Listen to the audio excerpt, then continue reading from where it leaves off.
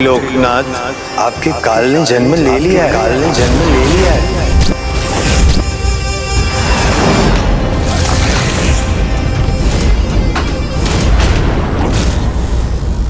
देखिए देवी पार्वती, आपके पुत्र में तेज, ज्ञान और संस्कार सभी समाहित हैं। ऐसा लगता है जैसे इसके रूप में धर्म का ही आविर्भाव हुआ है और इसके आगमन से चारों दिशाओं में आशा और सकारात्मक ऊर्जा का विस्तार हुआ है। उनके आगमन मात्र से सभी के मन नवीन आशा से भर गए। अविश्वासी मन उत्साहित हो रहे हैं।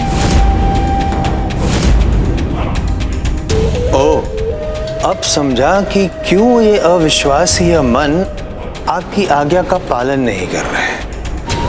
और वो भी कब? जब वो काल आपका मात्र बालक है। अब त्रिलोकनाथ है आप। इतना ज्ञान तो आपको भी है कि जब एक छोटा पौधा बड़ा पेड़ बन जाता है तो उसकी जड़ें इतनी शक्तिशाली हो जाती है कि उसे उखाड़ फेंकना कठिन हो जाता है। जड़ों को जलाना सिंधु जानता है। आप बस उसका नाम बताइए, कौन है वो? महादेव, महादेव, महादेव और माता पार्वती के पुत्र। आज से इसका नाम गुणेश। गुणेश सर्वगुण संपन्न, गुणों का ईश, उसे मैं गुणेश का नाम देता हूँ। गुणेश का नाम देता हूँ। गुणेश का नाम देता हूँ। गुणेश का नाम देता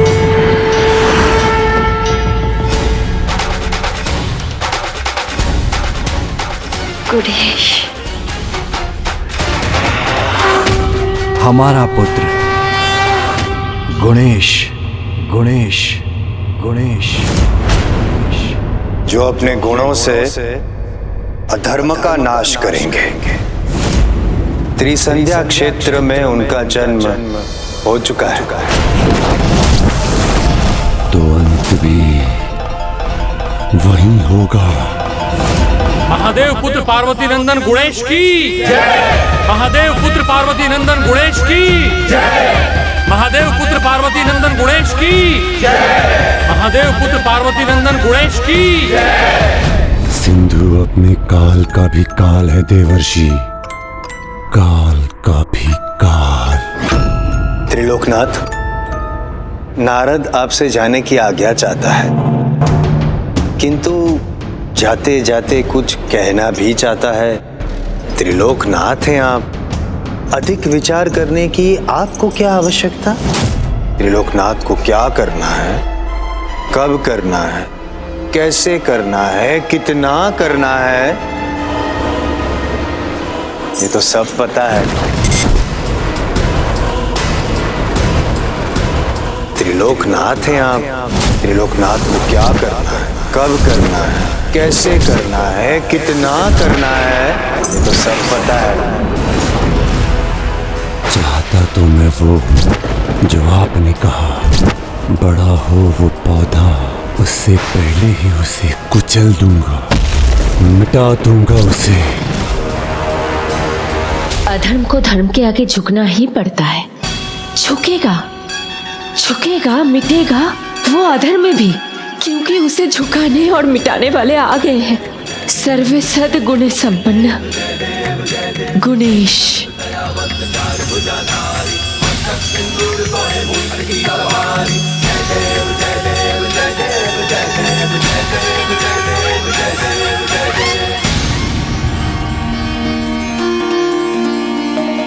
मेरा पुत्र, दृष्टि हटती ही नहीं है तुम्हारे मुख से। मुख तो देखो, जैसे भोर की शीतल लालिमा दमक रही हो। भोला भी दिख रहा है और समझदार भी। मेरा गुणेश, पुत्र गुणेश, माता अहिल्या और गौतम ऋषि को जाकर प्रणाम करो। प्रणाम माता अहिल्या। पुत्र, माता से तो मिल लिए, अब हमें भी कृतार्थ कर दो। जाओ। प्रणाम गुरुदेव।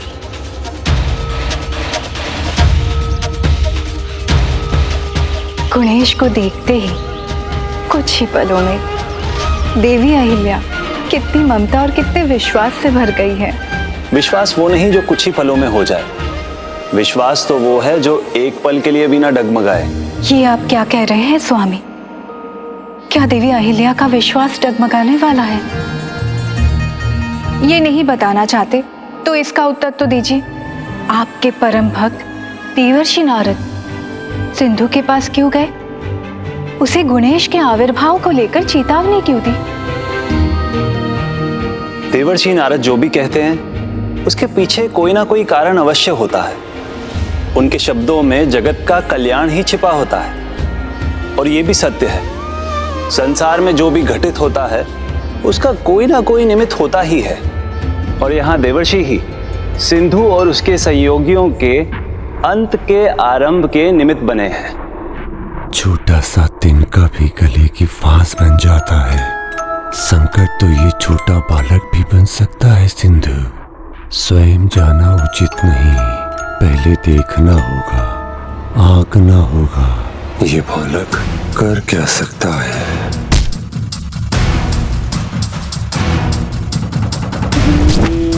बहादुर, कुशलासुर, उन्हें बुलाया था मैंने। कहाँ है दोनों?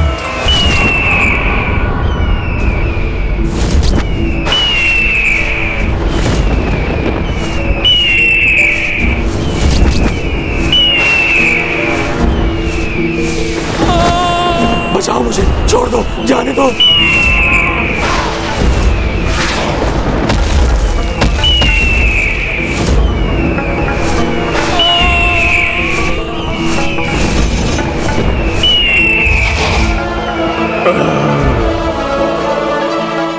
क्षमा क्षमा कीजिए, बहुत ऊंचे स्वर में चिल्ला रहा था तो मुझे लगा मैं इसे खा जाऊंगा तो ये शांत हो जाएगा और मेरा पेट भी शांत हो जाएगा। क्षमा करें, बाज असुर का प्रणाम स्वीकार करें। प्रभु त्रिलोकनाथ सिंधु। विषदंती कुशलासुर कहाँ है?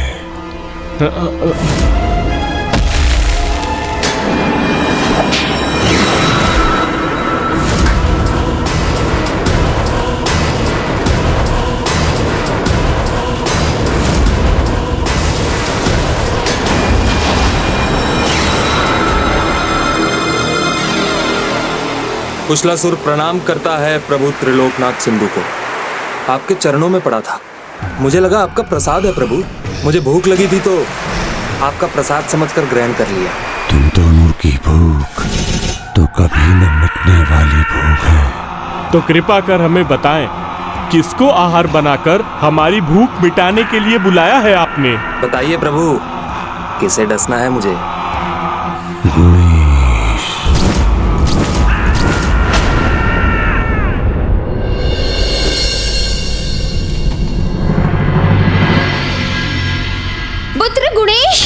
पुत्र गुणेश, पुत्र कहाँ हो तुम? कहाँ चला गया पुत्र गुणेश? माता क्या हुआ? माता क्या हुआ? माता पता नहीं, मेरा पुत्र कहाँ चला गया है। अभी तो उसने आश्रम को ठीक से जाना भी नहीं है। कहाँ पर क्या है उसे पता ही नहीं, फिर भी इतनी भोर में भला कहाँ चला गया है मेरा पुत्र? माता चिंता मत करिए, गुणेश बहुत गुणी है, समझदार है। यहीं कहीं होंगे, हम सब मिलकर ढूंढ लेंगे उसे। गुणेश! बिना माँ को बताए तुम कहाँ चले गए हो पुत्र? अभी तो आए हो और अभी से अपनी नटखट बाल लीला कर मुझे सताने भी लगे।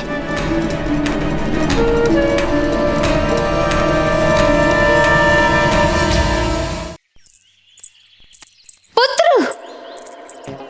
नटखट लीलाधारी के गुण चाहती थी आप पुत्र में, फिर चिंता क्यों बहन? करने दीजिए उसे नटखट बाल लीला। पुत्र कहाँ हो पुत्र? आशा नहीं थी कि तुम इतने नटखट होंगे। भ्राता परम कृष्ण, आपको ये देख देख कर प्रसन्नता हो रही होगी ना। और सब गुण तो ठीक है, तो आपके समान इतना नटखट होगा मेरा पुत्र, इसकी मैंने कल्पना भी नहीं की थी। मैंने पूछा था ना, मेरे ही जैसा पुत्र चाहिए, आपने कहा हाँ। और बहन, ये तो अभी आरंभ है उसकी बाल लीलाओं का। पुत्र, पुत्र अब सामने भी आ जाओ, इतना मत सताओ अपनी माँ को। माता, पुत्र,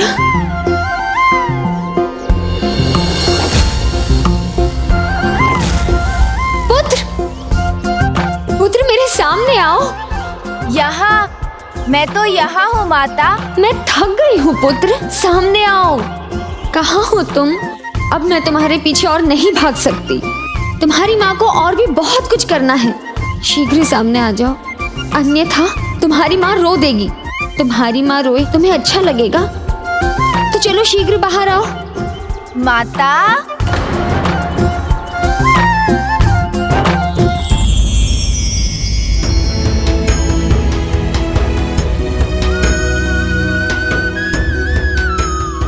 ये क्या कर रहे थे तुम पुत्र? क्यों छुप गए थे? तुम्हारी माँ कितना डर गई थी। मैं तो यही हूँ माता। देखिए, आपकी आज्ञा का पालन भी कर रहा हो। आपने कहा सामने आओ, तो मैं पलक झपकते ही आ भी गया। आपको रोते हुए भला मैं कैसे देख सकता हूँ?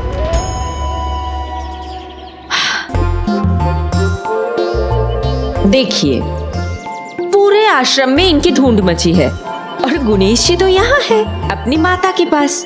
अब कोई पूछे इनसे कहाँ थे ये? हाँ, भोर होते ही कहाँ नदारद हो गए थे तुम, बिना किसी को बताए? वो माता, मैं कुछ कहते नहीं बन रहा है ना, अर्थात कुछ बहाना ढूंढा जा रहा है गुणेश जी। नहीं नहीं, बहाना क्यों ढूंढेंगे मेरे गुणेश? सभी बालकों में श्रेष्ठ बालक है मेरे गुणेश। आप सभी देख लेना, अवश्य इनके जाने के पीछे कोई ना कोई कारण होगा। पुत्र, बता दो सबको, कहाँ थे तुम? बोलो पुत्र। माता, मैं आपके लिए ये लाने गया था और पिताश्री के लिए ये बेलपत्र।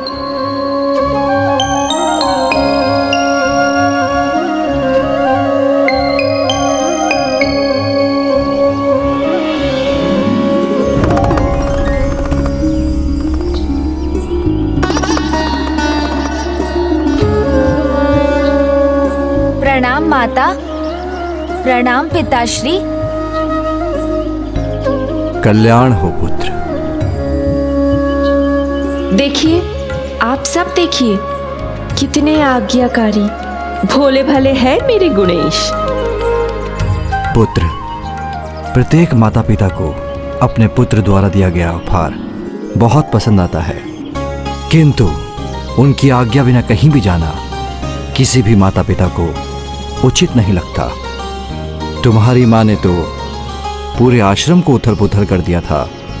तुम थोड़ी देर और नहीं मिलते तो ये जगत जननी क्या करती, ये तो यही जाने। माँ को यदि पल भर भी उसका पुत्र दिखाई न दे तो उसके हृदय पर क्या बीतती है, इसका अनुमान भी नहीं लगा सकते आप।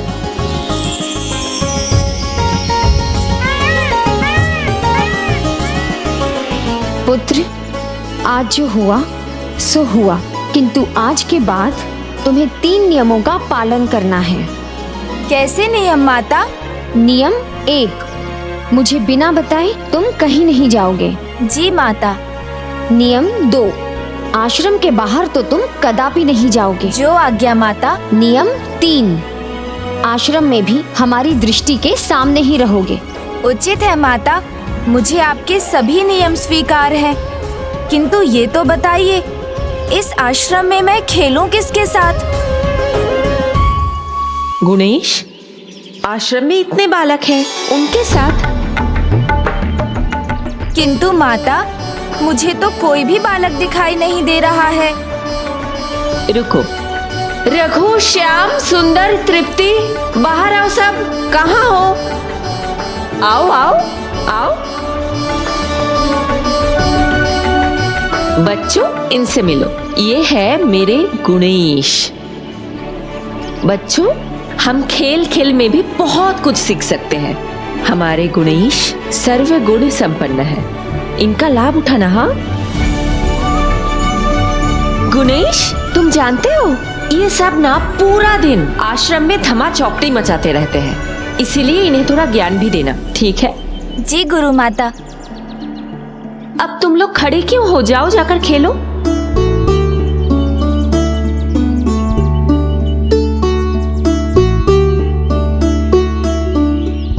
अच्छी संगत से ही अच्छे गुण आते हैं। गुणेश का साथ पाकर आश्रम के बच्चों में भी सुधार होगा।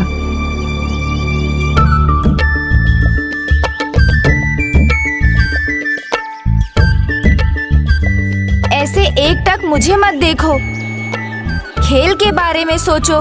क्या खेलें ये तो बताओ। गिल्ली डंडा खेलते हैं, बहुत आनंद आएगा। माता अहिल्या रोकिए इन्हें, पता नहीं अपनी गिल्ली से क्या क्या तोड़ेंगे ये।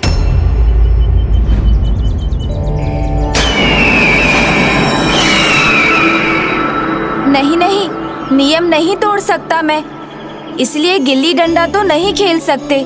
गिल्ली तो दूर चली जाती है, आश्रम से बाहर गई तो उसे लाने जाना पड़ेगा। और माता का दूसरा नियम है कि आश्रम के बाहर नहीं जाना है। कितना समझदार है हमारा गुणेश। आशा है गुणेश के गुणों का प्रभाव आश्रम के दूसरे बालकों पर भी होगा। चलो तो पिट्ठू खेलते हैं। नहीं नहीं, उसमें आहत हो सकते हैं।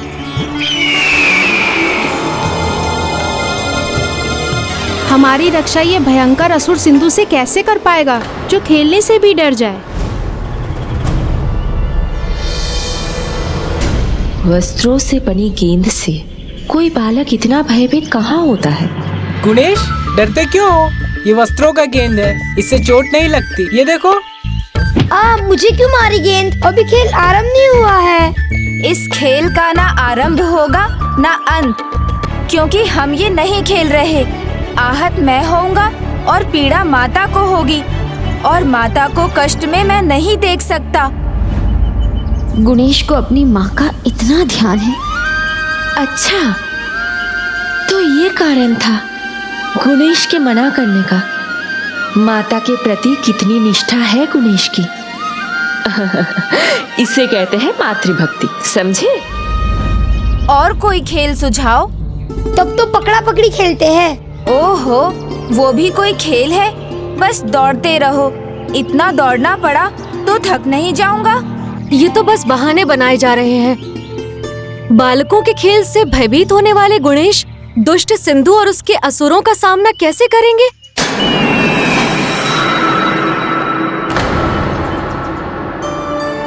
चिंता मत करिए माता, संदेह करना तो इनका स्वभाव है। मैं बताऊं, बहुत अच्छा खेल है। हम सब छुपन छुपाई खेलते हैं, और गुणेश को भी अच्छा खेलना आता है। आज भोर में अपनी माता के साथ खेल रहे थे। हाँ, वाह वाह, बहुत अच्छा सुझाव है। ना भाग दौड़, ना आहत होने का डर, और छिपने के बहाने विश्राम भी हो जाएगा। उत्तम नहीं, सर्वोत्तम। लो, खेल में कोई बालक थकावट से डरता है भला? हाँ, गुणेश थोड़े आलसी लगते हैं। हाँ। चुप रहो, तुम लोग कुछ भी मत बोलो। हमारे गुणेश आलसी हो ही नहीं सकते। हाँ, ऐसा हो सकता है कि उन्हें भाग दौड़ के खेल में मन ही न लगता हो। आश्रम के बहुत कारी शेष है। जाइए, वस्त्र की धुलाई कीजिए। स्मरण रहे, एक भी वस्त्र मैला नहीं रहना चाहिए। और आप अन्न सुखाइए। जाइए। देवी अहिल्या, मैं गुणेश में आपके विश्वास की सराहना करती हूँ, किंतु अभी इनसे कुछ कहने का क्या लाभ? गुणेश का आगमन तो अभी अभी हुआ है, और उसमें सबका विश्वास जागने में थोड़ा समय तो लगेगा ना। माता, दिव्यता की परीक्षा नहीं होती, आभास होता है, और वही आभास विश्वास जगाता है। मुझे अपने गुणेश पर पूरा विश्वास है जो समय आने पर उन्हें सही प्रमाणित करेंगे। सिंधु और उसके सभी असुरों का अंत करेंगे। आश्रम भी निकट है और गुणेश का अंत भी।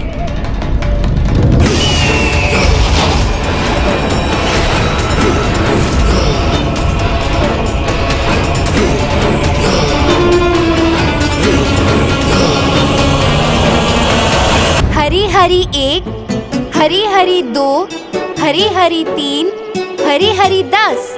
आ जाओ। हाँ आ जाओ।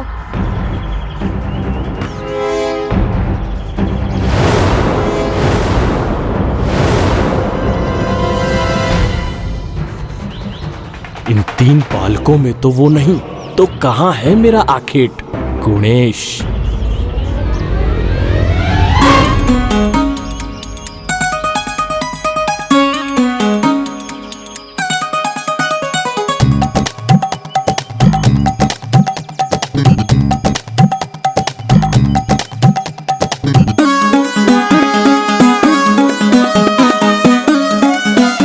गुणेश, मैंने तुम्हें देख लिया है, बाहर आ जाओ।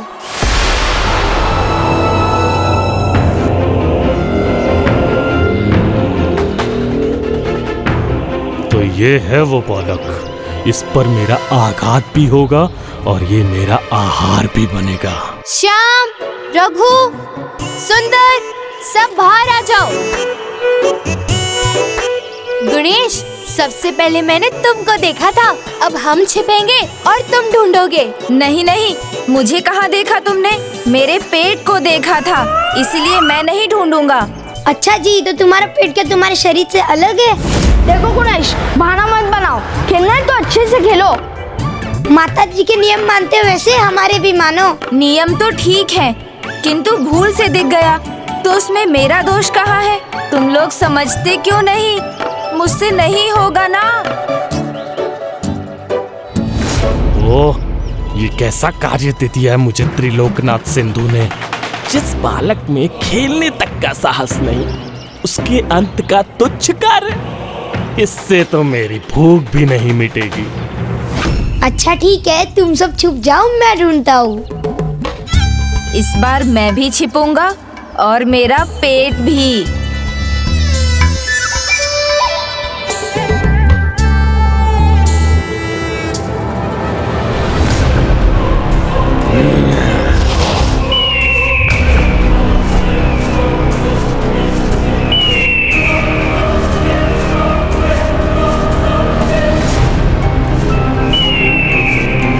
हरिहरी 1, हरिहरी 2, छुप गए सभी, मैं ढूंढने आ रहा हूँ।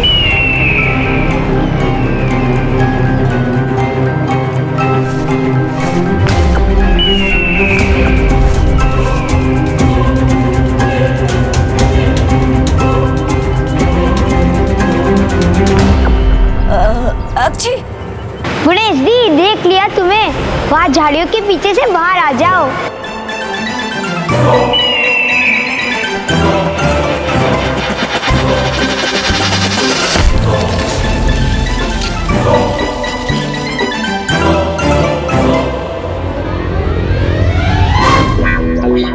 चिंता मत करो, कोई मूषक होगा।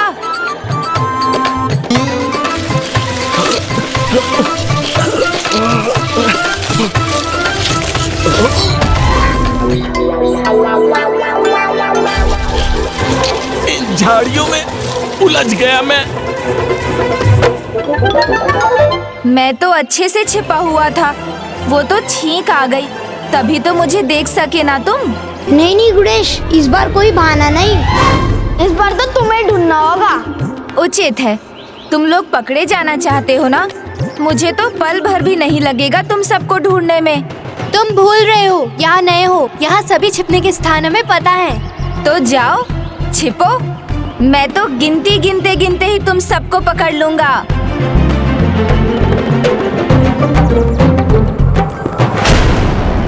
बहुत हुई आंख में चोली, यही अवसर है, बस आंखें बंद और तुम गुल। अब सीधा त्रिलोकनाथ सिंधु के सामने ले जाकर तुम्हें अपने पेट में डालकर खिलखिलाऊंगा। हरी हरी 1, हरी हरी 2,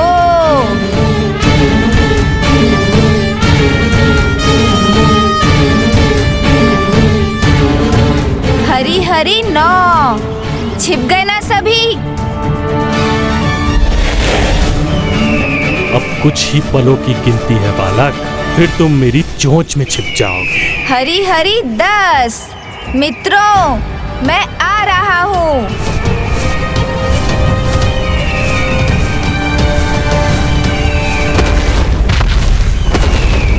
ओहो, तृप्ति, तुम तो कढ़ाई में मिठाई बनी हुई हो। बाहर आ जाओ, कहीं भूल से कोई तुम्हें खा ना जाए। रघु, गौ माता तुम्हें घास समझ ले, इससे पहले घास के ढेर के पीछे से निकल आओ। ओहो, श्याम और सुंदर, अन्न से भरी बोरी बनना चाहते हो क्या? कोई उठाकर ले जाएगा तो? या कहीं माता अहिल्या ने तुम्हें भंडार घर में बंद कर दिया तो? चलो शीघ्र बाहर आओ।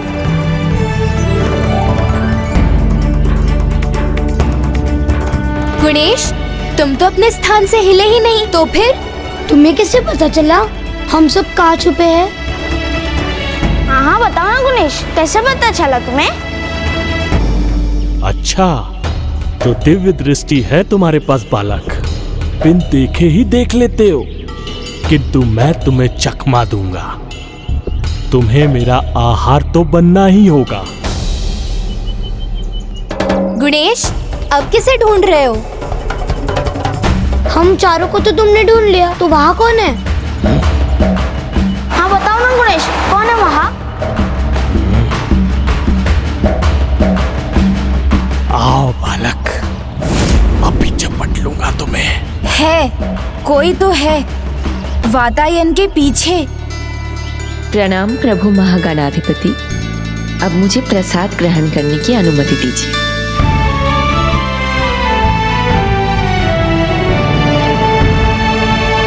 कौन है वहाँ गणेश? माता अहिल्या है, छिप छिप कर लड्डू खा रही है। मेरे हाथों में लड्डू है, ये गणेश को कैसे ज्ञात हुआ?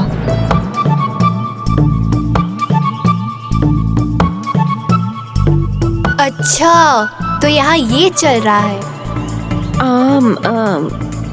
प्रसाद था कल का, अब प्रसाद तो व्यर्थ नहीं कर सकते ना।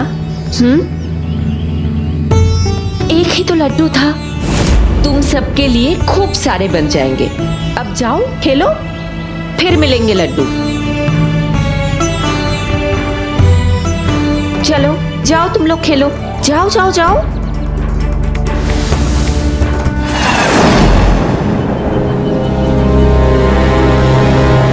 गणेश, तुमने लड्डू दिखाकर मेरी भूख जगा दी और लड्डू मिला भी नहीं।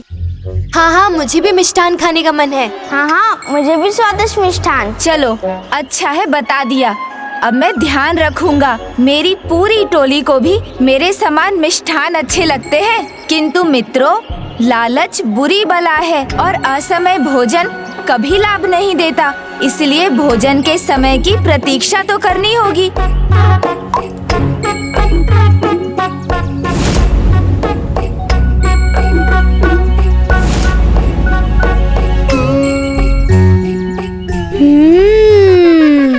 आनंद आ गया।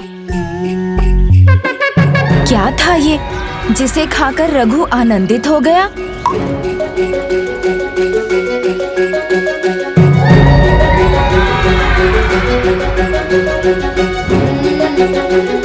बहुत ही मीठा और स्वादिष्ट है। इस बार जो गिरेगा वो मैं खाऊंगा।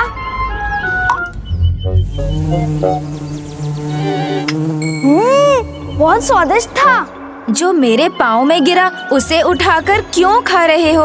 उसमें बुरा क्या है गणेश? हाँ, सभी कहते कि तुम परम ब्रह्म के अवतार हो, तो इसे अपना चरणों समझ लो। बहुत आनंद आ गया। हाँ, बहुत स्वादिष्ट था। इतना स्वादिष्ट? ये है क्या? हाँ, बहुत स्वादिष्ट था।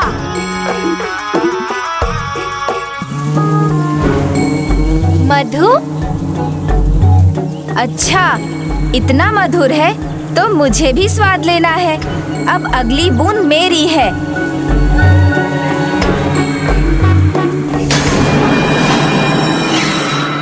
अब तुम्हें मधु का नहीं, मधुमक्खियों के डंक का स्वाद मिलेगा बालकों।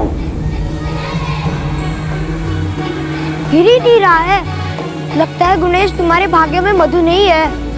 नहीं नहीं, गिरेगा, अवश्य गिरेगा। थोड़ा धैर्य रखो। पता है, धैर्य से शक्ति बढ़ती है और धैर्य का फल सदैव मीठा होता है। मुझे याद था, गुणेश इन सब के साथ खेल भी रहा है और खेल खेल में ज्ञान भी दे रहा है। मुझे अभी जाकर माता पार्वती को ये बात बतानी चाहिए।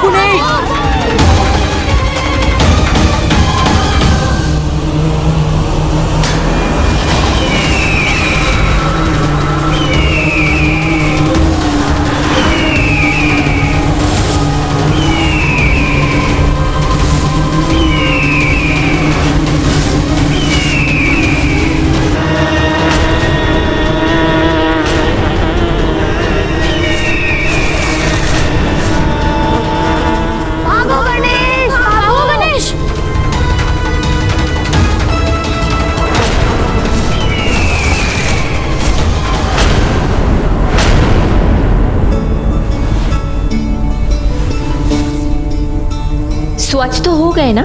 नहीं तो गुरुदेव इन्हें धारण नहीं करेंगे। आप चिंता मत कीजिए माता, एक भी निशान नहीं है इन पर।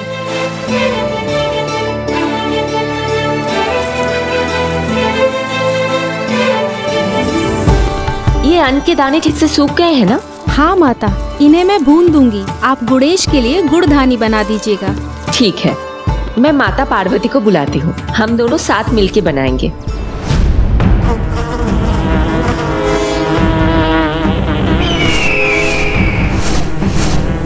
अतिरिक्त धीरज रखोगे तो कहीं मधुमक्खियां अतिरिक्त फल न दे दे। भागो गणेश, भागो।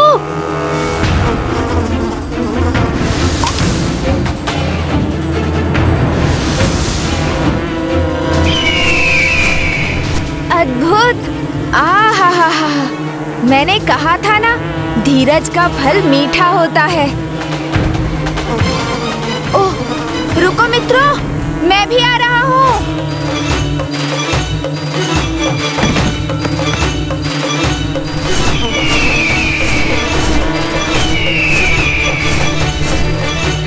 गणेश जी संभल कर। अरे गणेश जी, रुको रुको, संभल कर।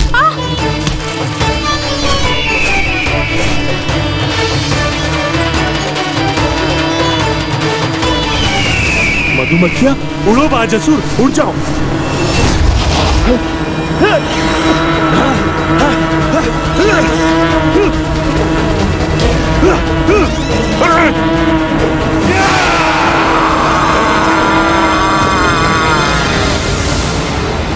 हो गया कल्याण। मधुमक्खियों से तो बच जाएंगे, पर माता अहिल्या से कौन बचाएगा?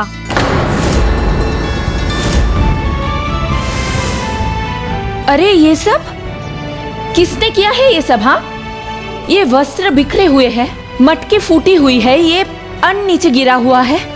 किसने किया है ये सब? किसकी लीला है ये? सब आपके गणेश ने ही किया है माता।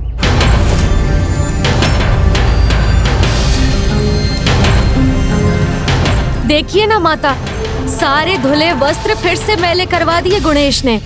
और गणेश ने अन्न भी गिरा दिया माता। और मेरी मटकी भी फोड़ दी गणेश ने।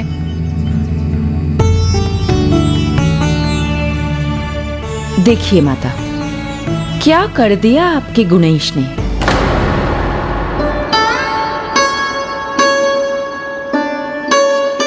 जब से गणेश आया है, आप उसे हमारा गणेश कहते थक नहीं रही थी, और आज जब उससे भूल हुई है तो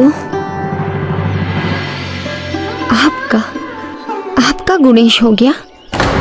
नहीं नहीं नहीं माता, मेरा अर्थ ये है कि देखिए ना, हमारे गुणेश ने क्या कर दिया है। गुणेश, तुम्हारा जो होगा सो होगा, हमें भी दंड मिलेगा। माता, इसमें मेरा कोई दोष नहीं। मैं तो आपकी ही आज्ञा मान रहा था। मेरी आज्ञा? हाँ माता, आपने कहा था ना आश्रम के बाहर मत जाना, तो जब मधुमक्खियाँ पीछे पड़ी तो आश्रम में ही भागना पड़ा और ये सब हो गया। मधुमक्खियाँ? पुत्र,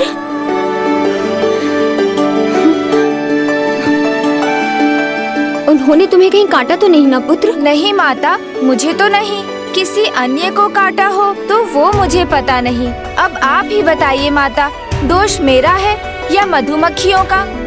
नहीं पुत्र, तुम्हारा कोई दोष नहीं।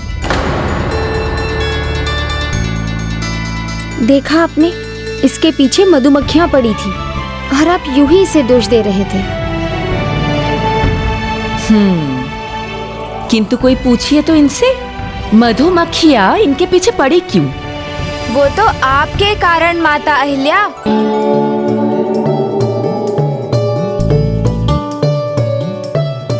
मेरे कारण? कैसे? वो माता, आप अकेले अकेले लड्डू खा रही थी, हमने देख लिया।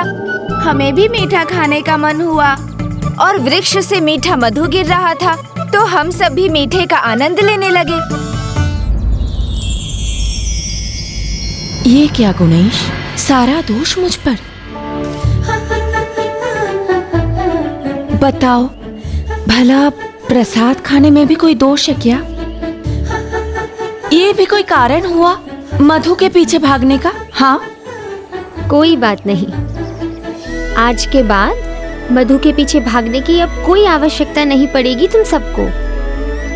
भोजन के साथ ढेर सारे लड्डू खाने को मिलेंगे। पेट भर के खाना। आज तो भूल कर भी नहीं भूलेगा इसकी ये करतूत। बस एक बार ये अकेला मिल जाए, इसको ऐसा दंड दूंगा ना। माता, अब दंडित करने के स्थान पर लड्डू खिलाने जा रही है अपने गुणेश को। फिर मेरे गुणेश के स्थान पर अपने गुणेश? किंतु मेरा पुत्र तो निर्दोष है। ये सब जानबूझकर थोड़ी ही किया इसने। आज से तुम्हें एक और नियम का पालन करना होगा। नियम 4। आश्रम में जब सभी अपने कार्यों में व्यस्त होंगे, तब तुम्हें वहाँ ना खेलना है ना दौड़ना है। उचित है माता। बस यही रह गया था, अब हम खेल भी नहीं सकते। हम बालकों पर इतना अत्याचार, हमारे खेलने का समय और भी कम हो गया। अब तुम सब जाओ और विश्राम करो, ये सब हम समेट लेंगे। माता, मैं अपनी भूल स्वीकार करता हूँ, किंतु मुझे उसे सुधारने का अवसर दीजिए। मैं इनकी सहायता करना चाहता हूँ। मित्रों, प्रत्येक कर्म का परिणाम होता है, इसीलिए यदि भूल से कुछ बिगड़ जाए तो उसे स्वीकार कर उसे सुधारने का प्रयास करना चाहिए। ठीक है, हम भी तुम्हारी इसमें सहायता करेंगे। मैं कहती थी ना कि मुझे मेरे गुणेश के गुणों पर पूरा विश्वास है। इनके साथ रहेंगे तो दूसरे बालक भी कुछ ना कुछ अवश्य सीख जाएंगे।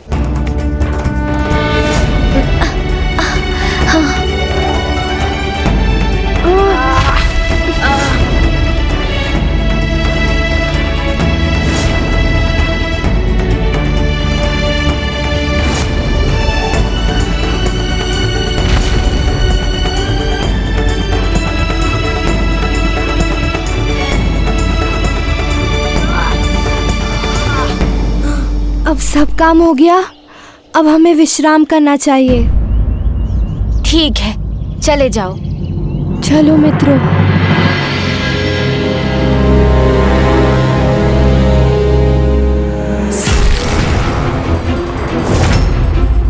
आप खुला मेरा भाग्य। जो बनेगा इसका दुर्भाग्य।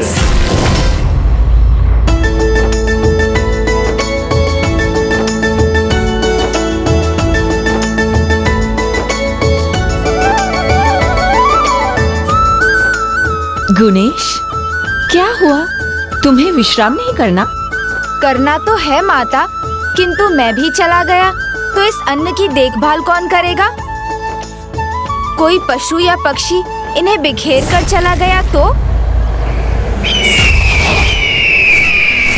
उसकी चिंता तुम मत करो। तुम जाओ, मैं किसी और को भेजती हूँ इसकी निगरानी रखने। नहीं माता, भूल मुझसे हुई थी, इसलिए ये तो मेरा ही कर्तव्य है ना। गुणेश, इसके पीछे तुम्हारी कोई नटखट बाल लीला तो नहीं है ना? नहीं नहीं माता, बिल्कुल नहीं, कदापि नहीं। यहाँ धूप से हटकर बैठना ही उचित होगा। आओ गुणेश। उचित है माता, मैं इस अन्न का ध्यान रखते रखते थोड़ा विश्राम कर लूँगा। आप जाइए, विश्राम कीजिए।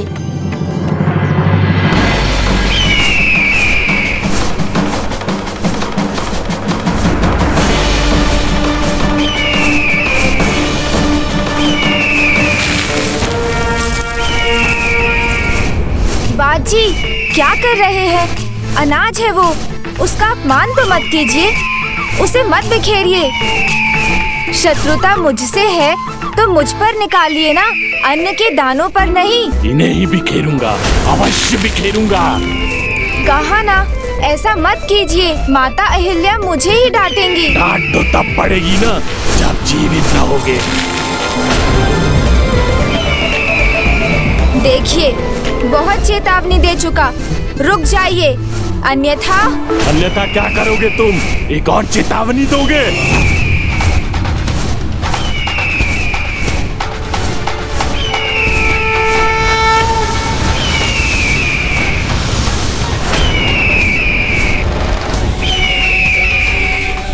कितना मना किया था, आप माने ही नहीं।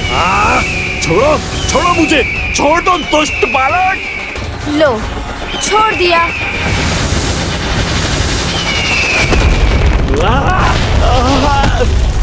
मेरी चेतावनी क्यों नहीं सुनी आपने?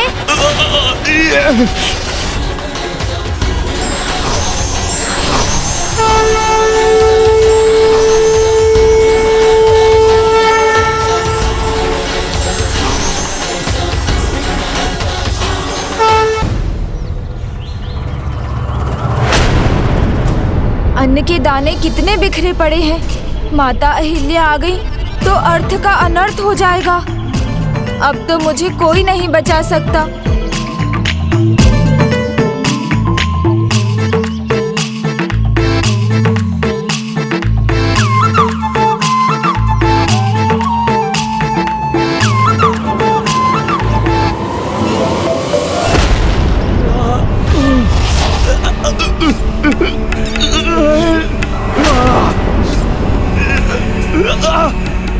एक बालक से पराजित हो गए।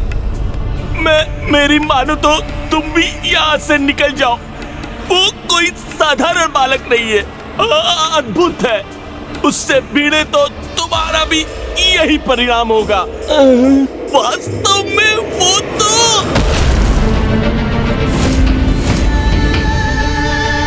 विष दंती के प्रहार से प्राणियों के दंत हिल जाते हैं, क्योंकि मेरा प्रहार सामने से नहीं, पीछे से छिपकर होता है। ये सब क्या है? माता, आप समझिए। देखिए, मैं यहाँ बैठा था, आपने मुझे यहाँ बैठाया, फिर आप चली गई। मैं तो अच्छे कार्य के लिए बैठा था, किंतु वो वहाँ से एक बड़ा बाज आया, ऐसे उड़ान भरते हुए। आप देखती ना वो। बस गुणेश, बस। आप पहले बालक नहीं है जिन्हें माता अहिल्या ने पाला है, किंतु कहानी सुनाने वाले आप पहले हैं। किंतु अब ये कहानी मुझे नहीं, आपको माता पार्वती को सुनानी होगी।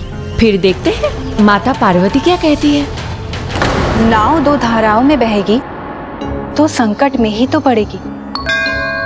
माता अहिल्या विश्वास और अविश्वास के अधर में थी, और गुणेश पर तो अभी एक और संकट छाने वाला था, है ना स्वामी?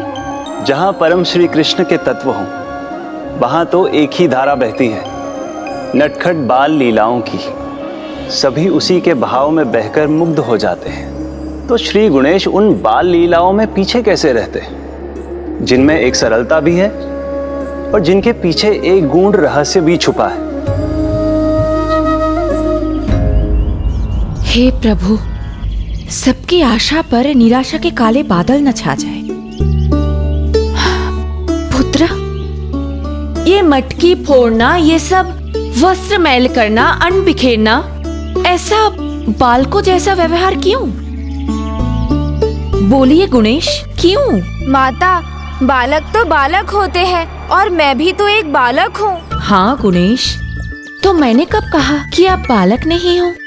किंतु यदि आपके कारण किसी को कष्ट हो, ये क्या कोई अच्छी बात है? बिल्कुल भी अच्छी बात नहीं है।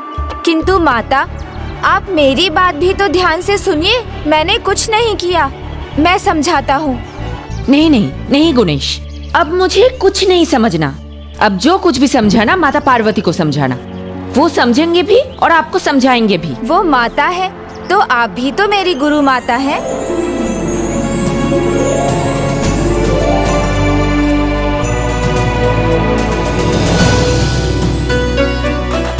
आपने ही तो कहा था माता के समान स्नेह देंगी मुझे, सदा मेरा ध्यान रखेंगी।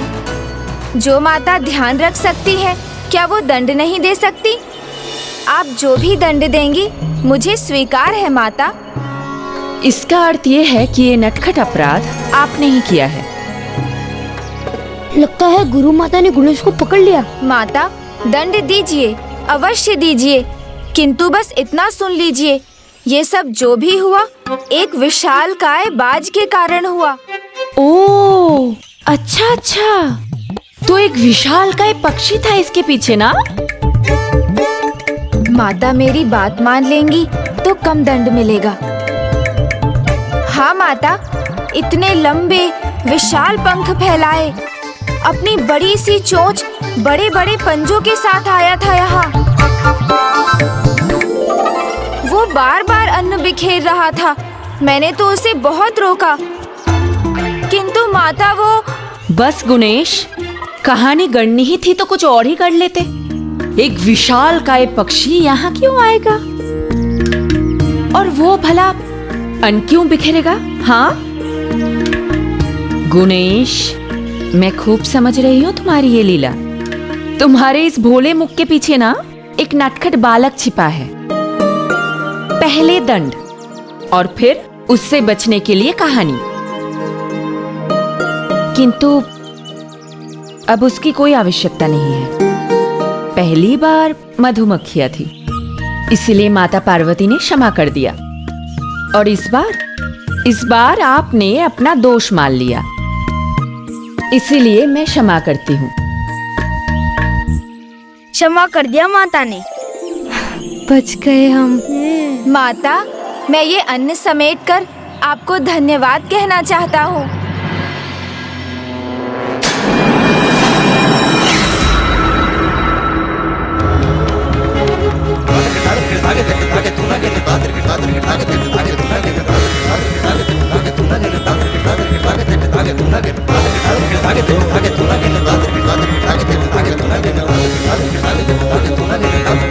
गुणेश, ये क्या कर रहे हो? इससे तो अन्न और बिखर जाएगा, मत करो ऐसा। माता, लंबी छलांग वाला पीछे हटता है तभी लंबी छलांग लगा पाता है। वैसे ही मैं भी अन्न समेटने के पहले उसे थोड़ा बिखेर रहा हूँ।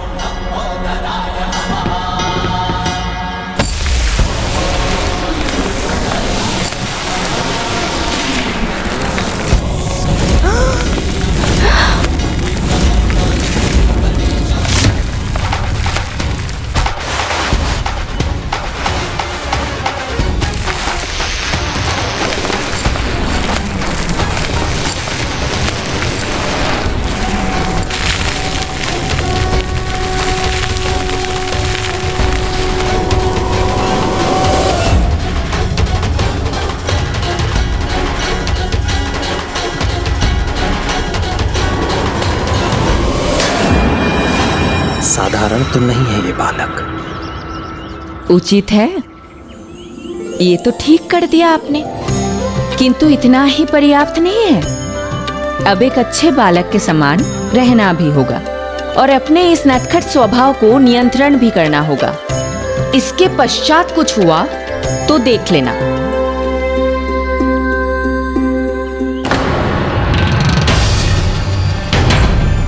हे प्रभु, इस बालक के चक्कर में प्रभु का भोग ही नहीं लगा पाई। सूर्यदेव का तेज सर चढ़ आया है और मैंने तो अभी तक कुछ बनाया भी नहीं। आज तो बस गुड़ ही चढ़ा पाऊंगी।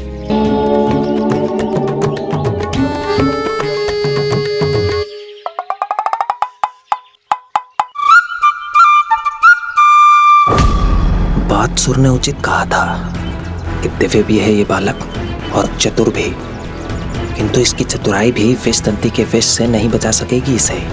ऐसा वार करूंगा किसी को आभास भी नहीं होगा और मेरा कार्य भी संपन्न होगा।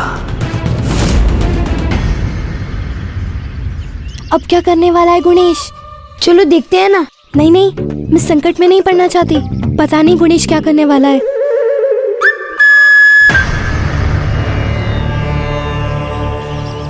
अत्यंत विलंब हो गया है आज, मुझे शीघ्रता करनी होगी।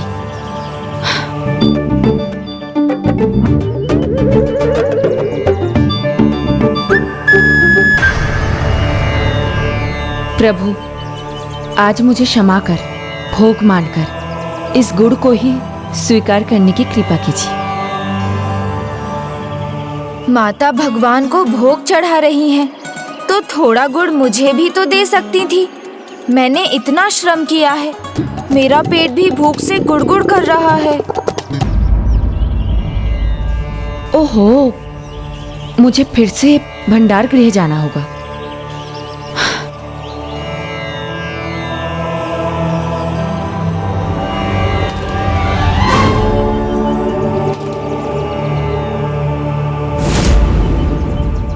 क्या हुआ गुणेश? हाँ, तुम्हारी दृष्टि कहाँ टिकी है मित्र गुणेश? और क्या करने की सोच रहे हो तुम गुणेश? वो वहाँ प्रभु माँ गणाधिपति जी की प्रतिमा? नहीं नहीं, वो देखो जो प्रतिमा के सामने है।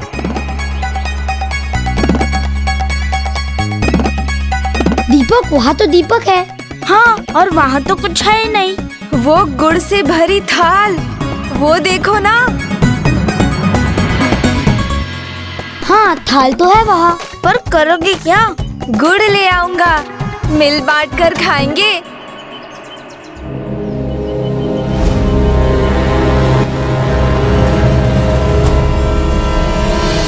इसमें तो संकट है, बहुत बड़ा संकट। हाँ, तृप्ति ने उचित कहा था कि पकड़े गए तो गुरु माता दिन में ही तारों के दर्शन करवा देंगी। भीरू हो तुम सब, यदि कुछ पाना है तो उसका मूल्य तो चुकाना होगा। थोड़े संकट का सामना तो करना ही पड़ेगा। नहीं नहीं गुणेश, ऐसा मत करो। धैर्य का फल चखा था ना तुमने, कैसा था? मीठा, बहुत मीठा। तो मित्रों, श्रम का फल उससे भी मीठा होता है। माता ने देख लिया तो ऐसा फल मिलेगा ना कि कभी भूल नहीं सकेंगे।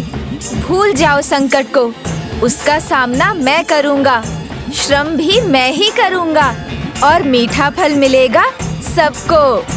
तुम्हें बस मुझे भीतर जाने में सहायता करनी है, करोगे ना?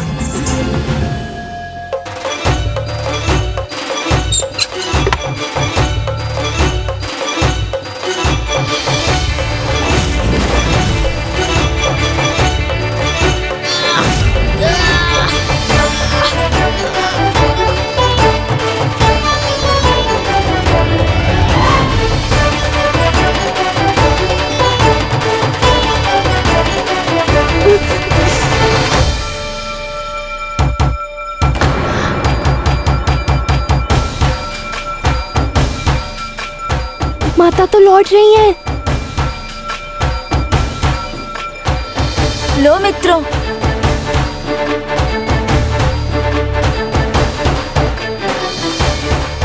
माता आ गई, शीघ्रता करो। गुणेश, शीघ्रता करो। कर तो रहा हूँ किंतु आ नहीं पा रहा। हाथ दो गुणेश, हाथ दो। विश्वास नहीं होता ये वही चमत्कारी बालक है जिसने बासुर को फेंक दिया, बिखरे हुए अन्न को पल में समेट दिया और अब ये खिड़की से बाहर नहीं निकल पा रहा। कैसे हम लोग पकड़े? हाथ दो, हाथ दो।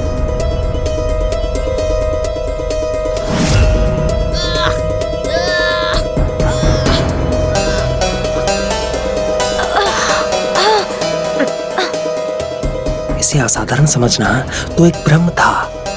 मैं तो जो करूंगा बाद में करूंगा, लेकिन सबसे पहले दंड तो इसकी माता ही इसे देंगी।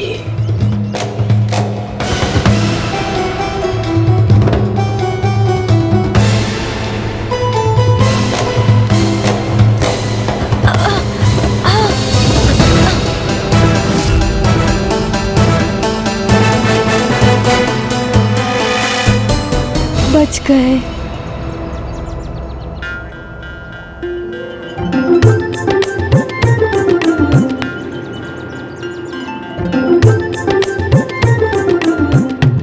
मैंने कहा था ना चिंता मत करो। लो अब खाओ, चिंता मत करो, खाओ खाओ।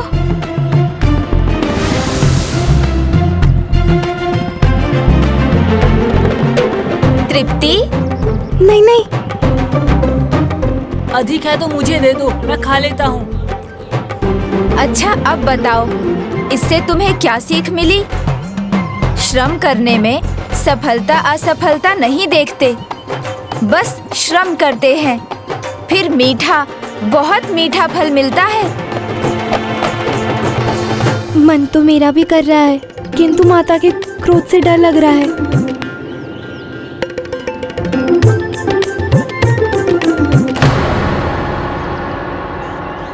ये क्या? आज पूजा से पहले ही प्रभु ने प्रसाद ग्रहण भी कर लिया। ये कैसे हो सकता है? संभव है आज शीघ्रता करते करते मैं खाली थाल लेके चली आई। कोई बात नहीं, मैं गुड़ लेके आती हूँ।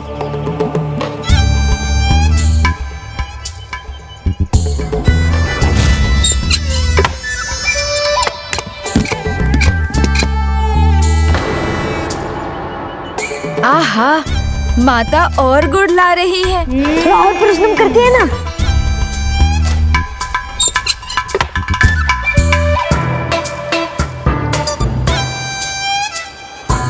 मीठा गुड़, इसे कड़वा कर दूंगा, विषैला कर दूंगा इसे।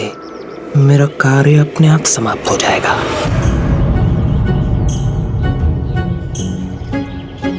आज बार बार विलंब हो रहा है। पता नहीं मैं गुड़ लाना कैसे भूल गई।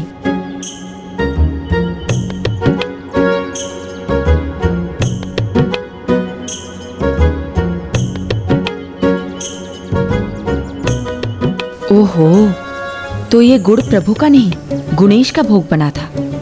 उससे पूछा तो फिर वो अपनी मिश्री जैसी मीठी बातों में मुझे घुमा देगा। उसे रंगे हाथ पकड़ना होगा। प्रभु, हे प्रभु, विलंब के लिए क्षमा।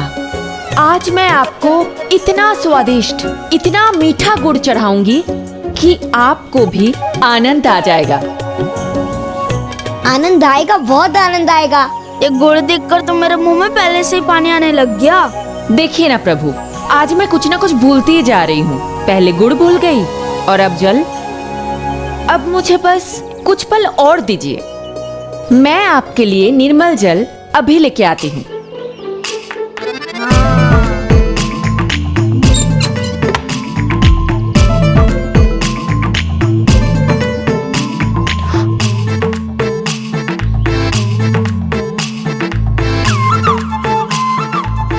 ये तो जाल है, माता तो यहीं खड़ी है। चलो चलो, शीघ्रता करो।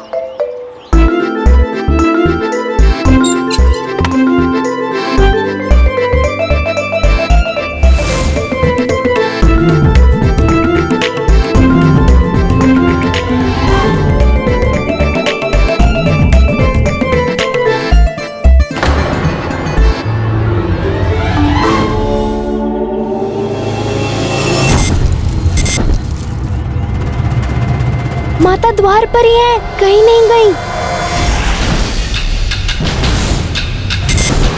क्या हुआ? रुक क्यों गए? आओ आओ। पीछे पीछे पीछे। अपने आश्रम में, अपने निवास में अपना प्रसाद खाने में क्या संकोच? आओ ना, कोई नहीं है यहाँ। क्या पीछे। क्या देखूं पीछे? मुझे पता है वहाँ क्या है। स्वादिष्ट मीठा गुड़, जो माता के लौटने के पहले हम फिर चट कर जाएंगे। अवश्य, भोग तो तुम्हें अवश्य मिलेगा, किंतु गुड़ का नहीं। माता,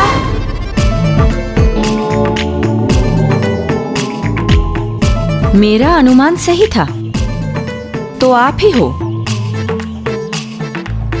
पकड़ा जा सकता हूँ ये तो मुझे पता था, किंतु आप दंड देने के लिए रस्सी ही ले आएंगी, ये नहीं पता था।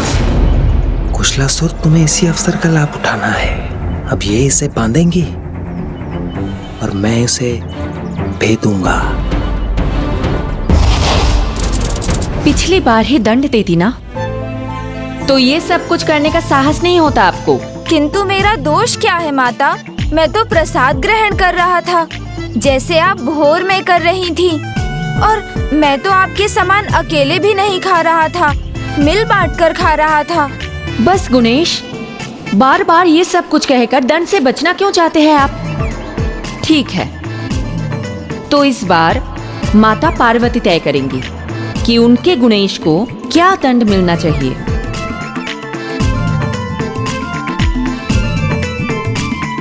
आप फिर भूल रही हैं माता, आपने तो मेरा ध्यान रखने का वचन दिया था, और अब आप ही मुझे दंड दिलवाने ले जा रही हैं।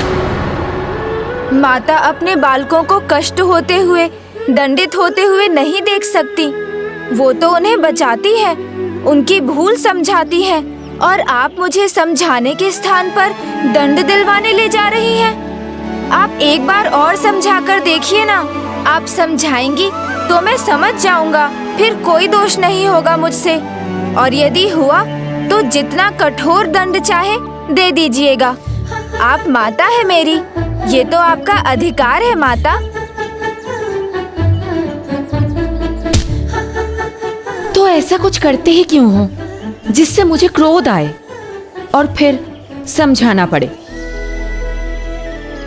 किंतु संतान बुरी आदत सीखे, माता ये भी तो नहीं चाहती ना।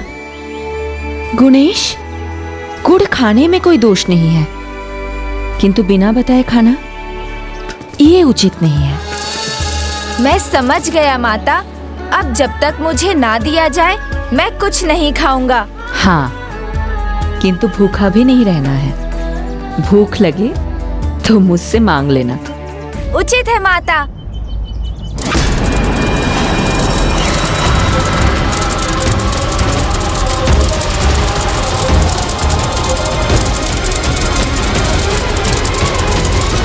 गुणेश, गुड़ खाने में कोई दोष नहीं है, किंतु बिना बताए खाना ये उचित नहीं है।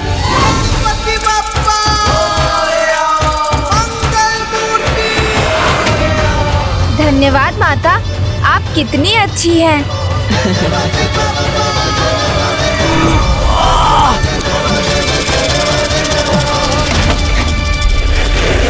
बच गए कुशलासुर, बच गए।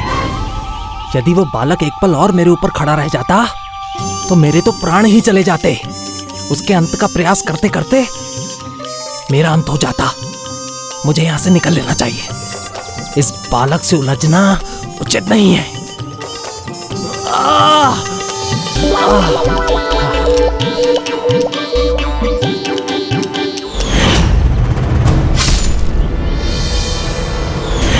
किंतु कैसे जाऊं?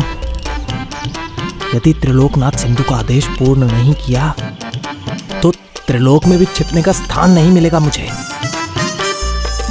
एक और कुआं, दूसरी ओर खाई।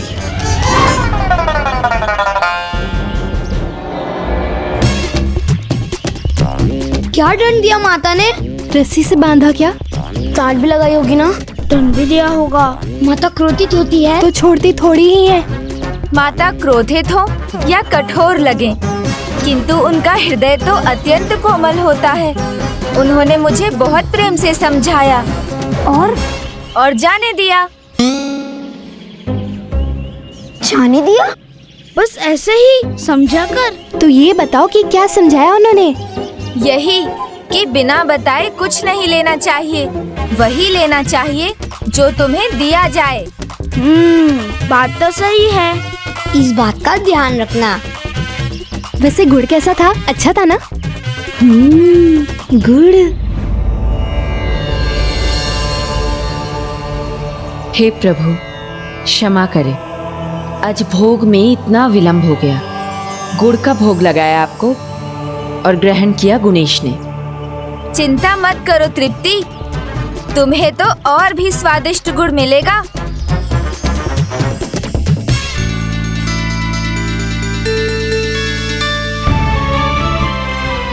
हे गजानन, हे गजमुख, गुड़ के इस भोग को स्वीकार कीजिए। चलो अब गुड़ खाते हैं। नहीं नहीं, अभी तो दंड पाए बिना छूटे हो और फिर से वही भूल करना चाहते हो। इसमें कैसी भूल है? माता ने कहा था ना, हे गजमुख गुड़ स्वीकार करें। देखो मुझे, ध्यान से देखो, बड़े बड़े कान हैं, लंबी सूंड है। ऐसे कान और सूंड किसके होते हैं? गज के। तो मैं गजमुख हुआ कि नहीं?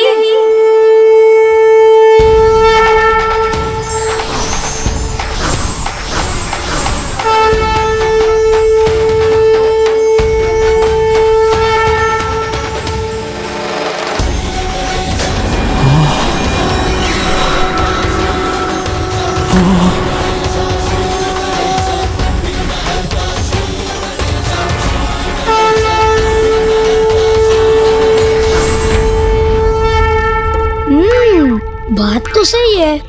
गजानन गजमुख, जिसका मुंह गज जैसा हो। तुम्हारा मुख तो गज जैसा ही है। हाँ, तुम तो गजमुख हो। अब तो मानते हो कि माता ने ये भोग मुझे ही चढ़ाया है।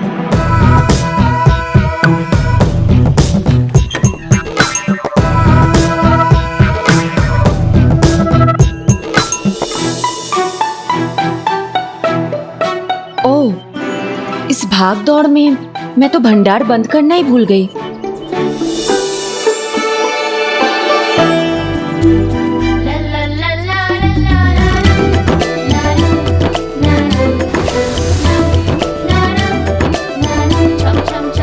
लो खाओ, तुम सब खाओ।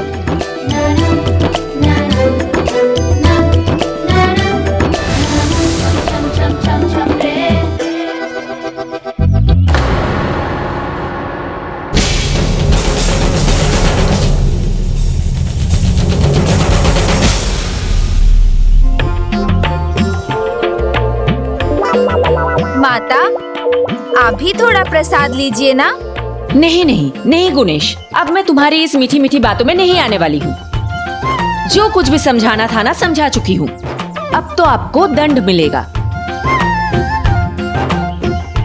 गुणेश, माता की ममता का कोई ऐसे लाभ उठाता है भला? वहाँ माता पार्वती आपके लिए सभी प्रकार के पकवान, खीर, चूरमा, लड्डू आदि बना रही है। आप है कि आपका ये नटखट स्वभाव समाप्त ही नहीं होता? माता। नहीं गुणेश, मुझे आप कुछ नहीं समझना। चलो, माता पार्वती समझाएंगी आपको। धैर्य का फल मीठा तो होता है कुशलासुर। मिल गया उपाय। ढेरों पकवान बन रहे हैं ना, अब त्रिलोकनाथ सिंधु का आदेश अवश्य पूरा होगा। बस मैं खीर के ऊपर मेवा और डाल दूं, मेरे पुत्र को बहुत भाएगा। उंगलियां चाट चाट कर खाएगा। माता, माता, माता बाहर आइए। माता, आप रसोई में भोजन पका रही है और बाहर आपके पुत्र आश्रम को सर पर उठा रहे हैं।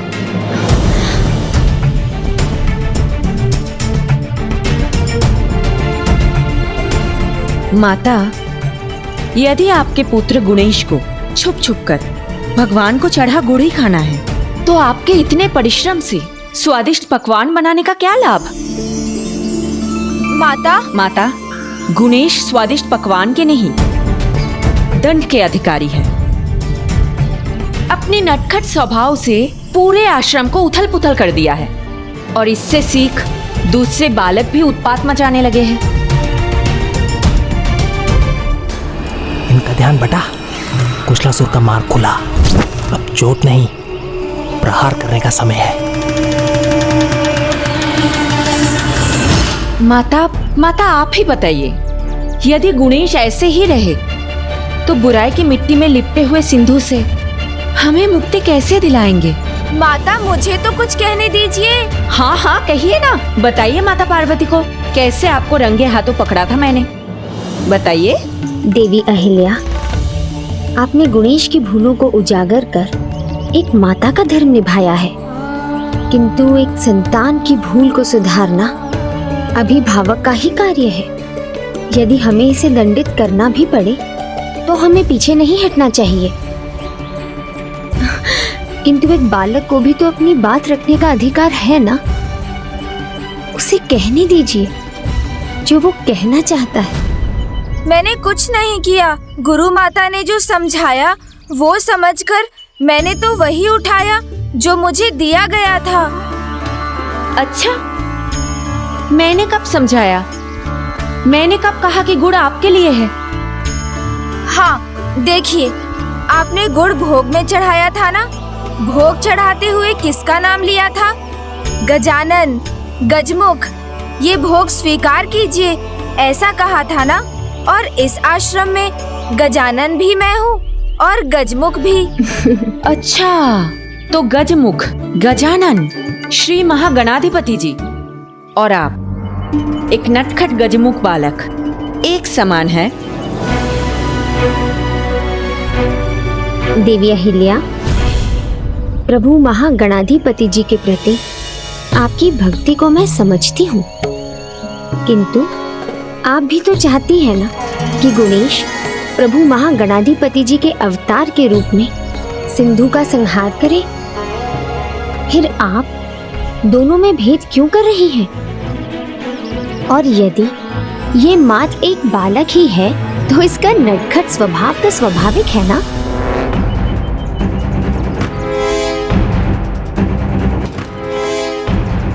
ये दबे पांव रसोई के भीतर कौन गया? पुत्र, जो कार्य अनुचित है वो अनुचित ही होता है, फिर उसे कैसे भी क्यों ना किया जाए। किंतु जो कार्य सही है, यदि उसे अनुचित प्रकार से किया जाए तो वो अनुचित ही होता है। गुड़ खाने में कोई दोष नहीं, किंतु तुमने गुड़ बिना पूछे उठाया, वो अनुचित था। सही तो ये होता कि तुम्हारा गुड़ खाने का मन है और तुम माता अहिल्या से गुड़ मांग लेते, वो स्वयं तुम्हें दे देती। पुत्र, अब जब भी तुम्हें भूख लगे या कुछ खाने का मन हो तो मुझसे या माता अहिल्या से मांग लेना। रसोई घर में इस प्रकार प्रवेश कर ये करना क्या चाहता है?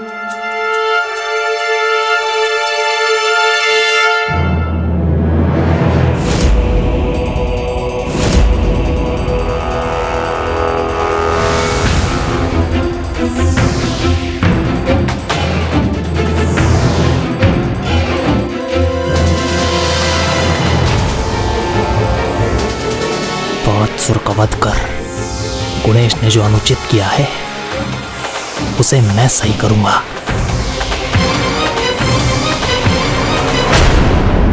इसने तो सारा भोजन विषैला कर दिया।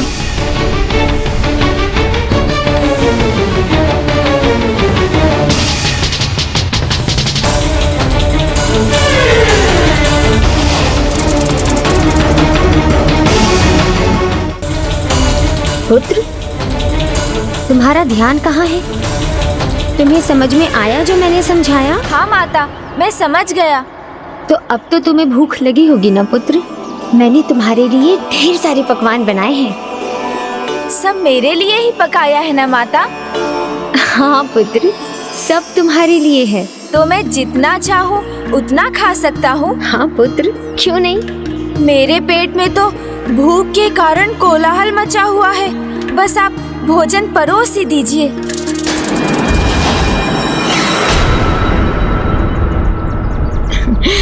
देवी अहिल्या, आप सभी को बुला लीजिए, मैं भोजन पात्र लेकर आती हूँ। अब यही रहना पुत्र, हम दोनों अभी आते हैं। माता, सत्य कहिए, मैं जितना चाहूँ उतना भोजन कर सकता हूँ ना? उसके लिए आपकी अनुमति है ना? हाँ पुत्र, तुम्हारा जितना मन करे उतना खाना। और चिंता मत करना पुत्र, यदि भोजन कम भी पड़ जाए तो भी हम और पका देंगे, किंतु तब तक कोई शरारत नहीं, ठीक है? हाँ माता, आप चिंता मत कीजिए, मैं कोई शैतानी नहीं करूँगा। चलिए। शीघ्रता करो बालक, तो मैं भी इस शुभ समाचार त्रिलोकनाथ सिंधु तक पहुंचा सकूं।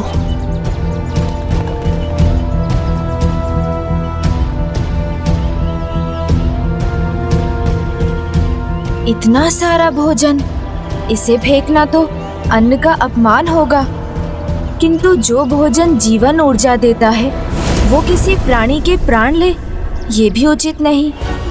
फिर तो एक ही मार्ग है, मुझे ही सब खाना होगा। भक्त भोग चढ़ाए तो भक्ति, माता भोग चढ़ाए तो आशीर्वाद। अब माता के आशीर्वाद से ही मैं इस विष के प्रभाव को भी मिटा दूंगा। इतना भोजन सामने पड़ा है तो ये गुड़ क्यों खा रहा है?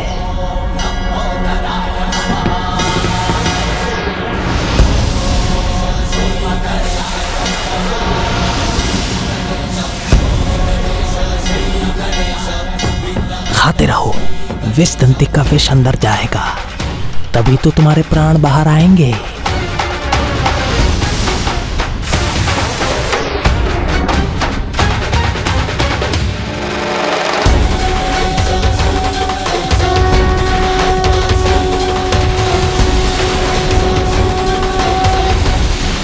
असंभव है ये, मेरा कांटा तो जल भी नहीं मांगता, फिर ये बालक मेरे विष के प्रभाव से सुरक्षित कैसे है?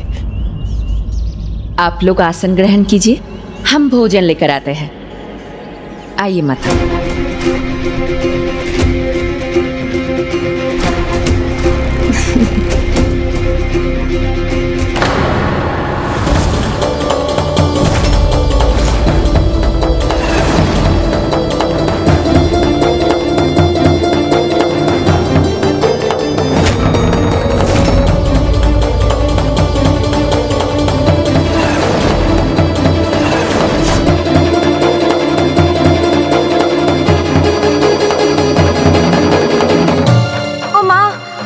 अधिक थी ना, तो मैं स्वयं को रोक ही नहीं सका।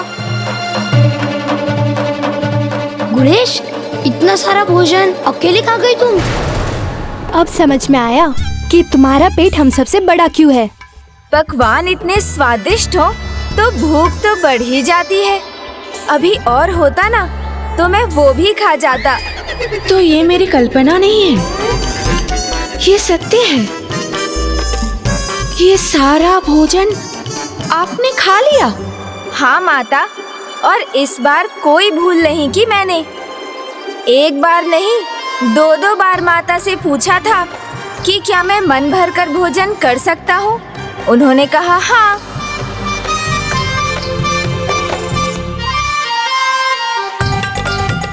किंतु ये पात्र तो बचा हुआ है। चलो, हम सब के लिए इतना तो बचा हुआ है। इस विषैली खीर पर मेरी दृष्टि तो पड़ी ही नहीं। इसे नहीं चखा मैंने। रुको मित्रों, ये भी मैं ही खाऊंगा।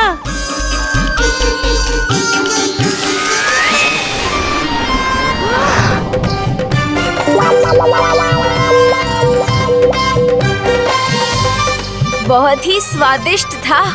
मुझे लगता है आज हमें भूखा ही रहना पड़ेगा। गुणेश, तुमने तो कहा था तुम्हें सिर्फ चखना है। इसका स्वाद ही कुछ ऐसा था, मैं स्वयं को रोक ही नहीं सका।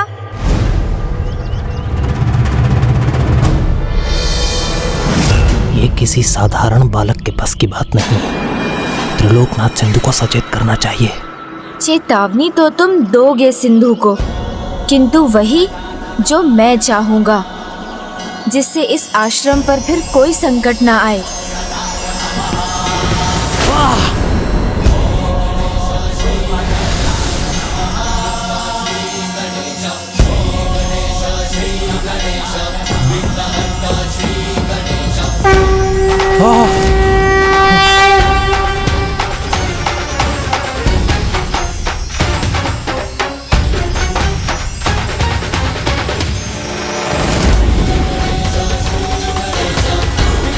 अद्भुत।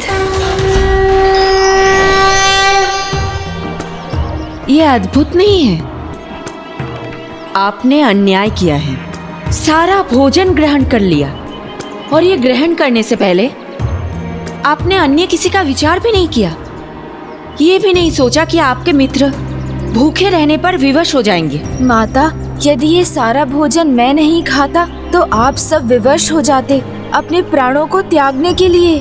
गुणेश, आप इतने स्वार्थी कैसे हो सकते हैं कि अपना स्वाद पाने के लिए अपने ही मित्रों को कैसे भूखे पेट रख सकते हैं?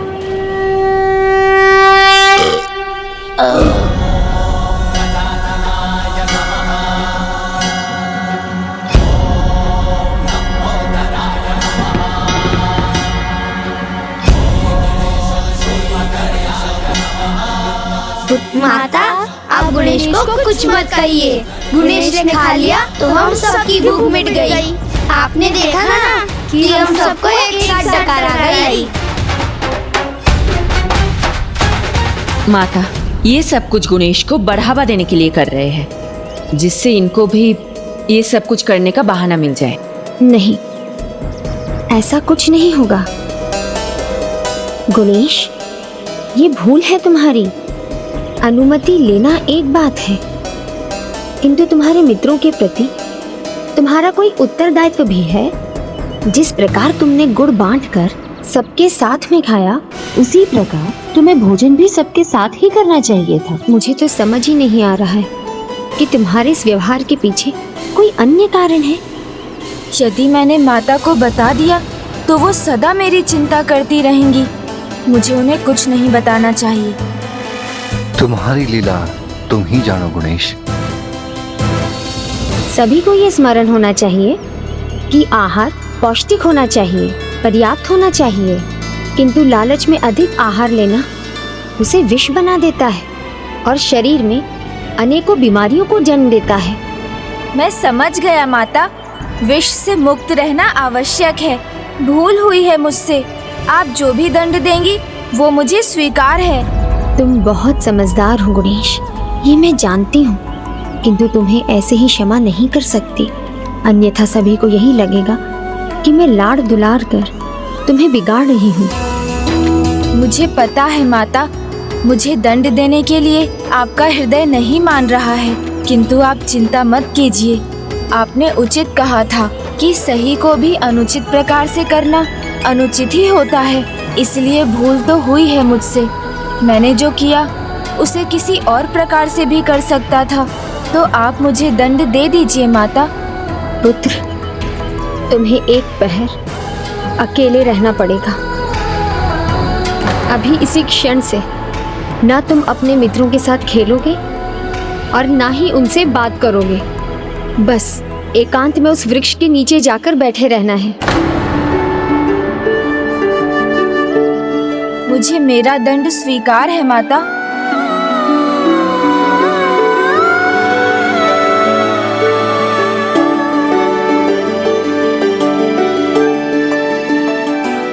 अपने पुत्र को दंड देना किस माँ को अच्छा लगता है? कितना अच्छा होता यदि मुझे ये नहीं करना होता।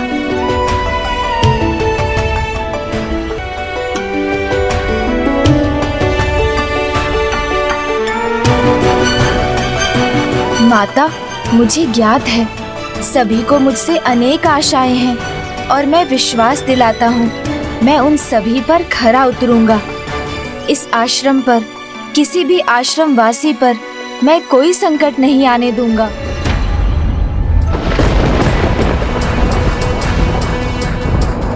शांत रहोगे तो सदा के लिए शांत कर दूंगा। बोलो, क्या समाचार लाए हो? त्रिलोकनाथ, त्रिलोकाधिपति, वो बताओ, बादसुर कहाँ है? वो नहीं रहा। उस गुणेश ने उसका वध कर दिया।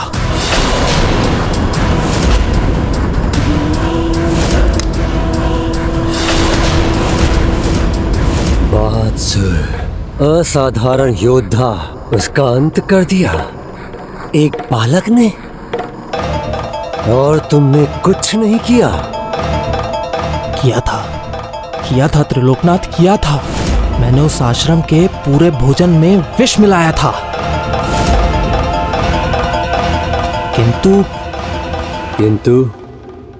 किंतु उस गुणेश ने पूरा भोजन ग्रहण करके मेरे किए धरे पर पानी फेर दिया। फिर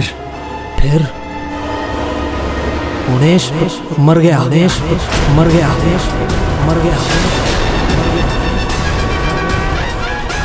है? ये क्या हुआ? बोलना चाहा, बच गया, और मुख से निकला मर गया। तो फिर शुभ समाचार देने में इतना संकोच क्यों?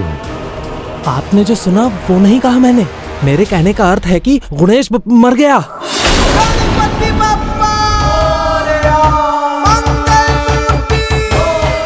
मेरी जिभा को ये क्या हुआ है? मुझे बोलना है बच गया, किंतु मुख से निकल रहा है मर गया। सुन चुका हूं मैं, वो बालक मर गया। नहीं त्रिलोकनाथ, गुणेश तो मर गया।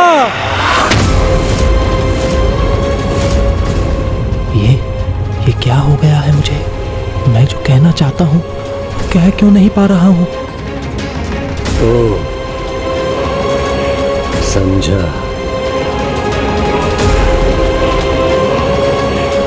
पुरस्कार चाहते हो तो मिलेगा पुरस्कार। जाओ, स्वर्ग लोक के सब सुख पाओ।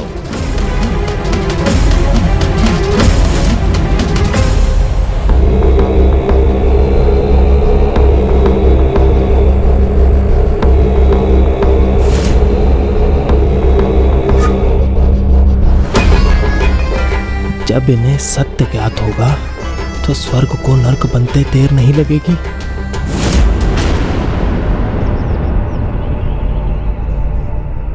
कोई बालक इस प्रकार शांत एकांत में बैठा रहे और उसकी माँ का हृदय व्याकुल ना हो, ये कैसे हो सकता है भला?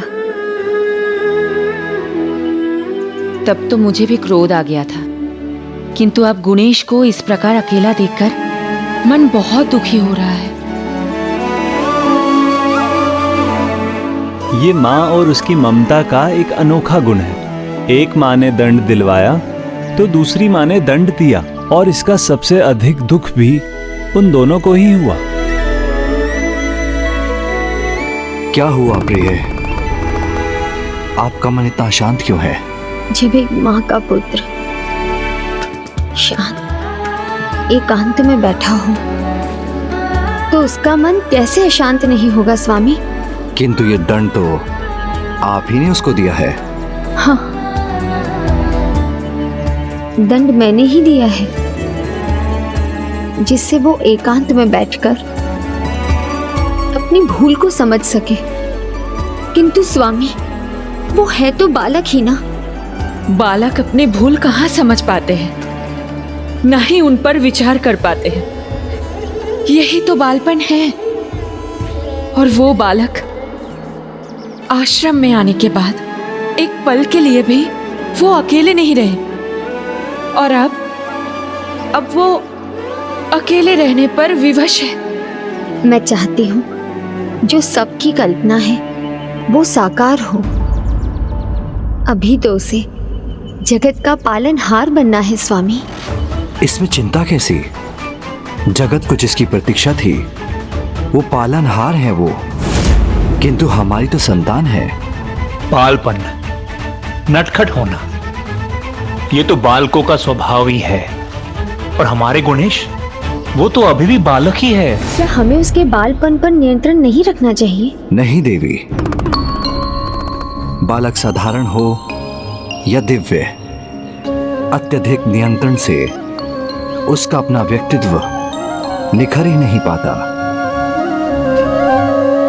न वो स्वतंत्र रूप से कुछ सोच पाता है, न कुछ कर पाता है। ऐसा बालक कभी भी सफलता का भागीदार नहीं बनता।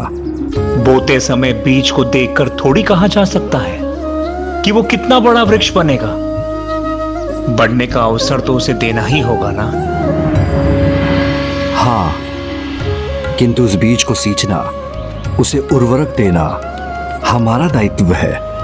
और सिंचाई रूपी मार्गदर्शन या तो उसके माता पिता कर सकते हैं या तो उसके गुरु। और मार्गदर्शन देवी, वो तो सर्वोत्तम ही होगा, क्योंकि गणेश जगत पिता और जगत माता के पुत्र है। प्रतिभा की शक्ति का उचित मार्गदर्शन ना हो तो वो व्यर्थ हो सकती है, और उचित मार्गदर्शन केवल एक गुरु ही दे सकते हैं। और महर्षि गौतम उनसे अधिक उत्तम गुरु हमारे गणेश के लिए और कौन हो सकता है। मैं अभी जाती हूँ और गणेश के लिए उसकी शिक्षा आरंभ करने की बात करती हूँ।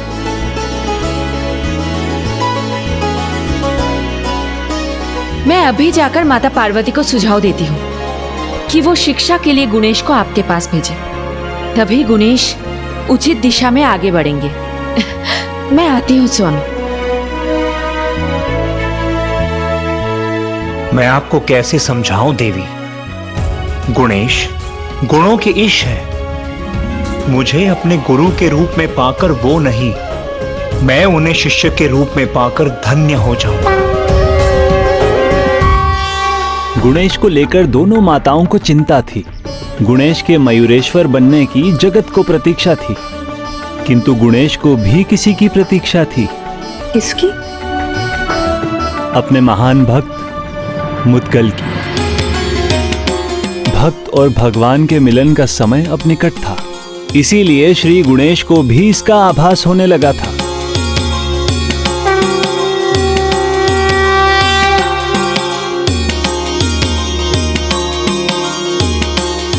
अब कुछ समय बाद गणेश का दंड समाप्त हो जाएगा। किंतु गणेश क्या कर रहा है? क्या ढूंढ रहा है?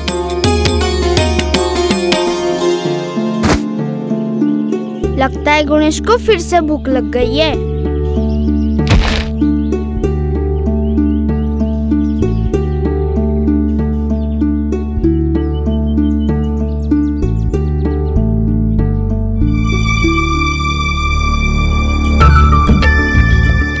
कुछ समझ नहीं आ रहा है, क्या है गणेश के मन में? वो क्या कर रहा है?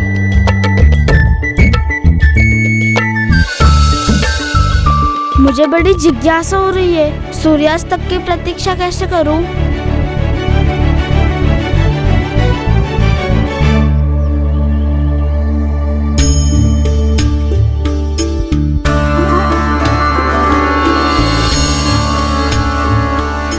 चलो मित्रों। हाँ, कठिन होता है ना चुपचाप अकेले बैठे रहना। हमारे साथ खेलने का मन भी करता होगा ना, और बात करने का भी। तुम क्या कर रहे हो गणेश? ये क्या बनाया गणेश? हाँ गणेश, ये क्या है?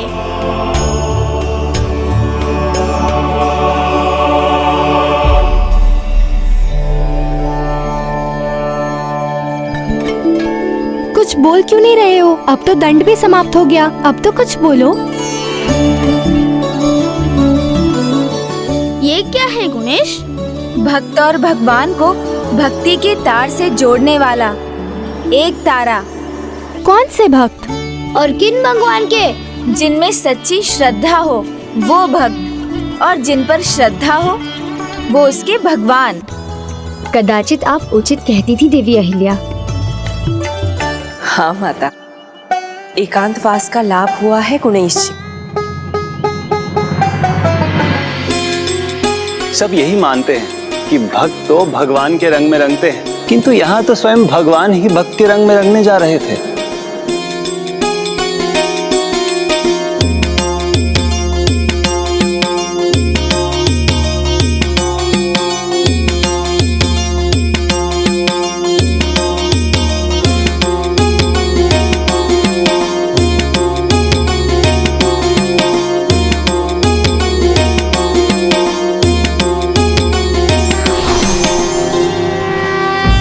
कार्य कोई भी हो, उसे उचित प्रकार से करना ही उत्तम है, क्योंकि सही कार्य को भी अनुचित प्रकार से करने से परिणाम अनुचित ही आता है।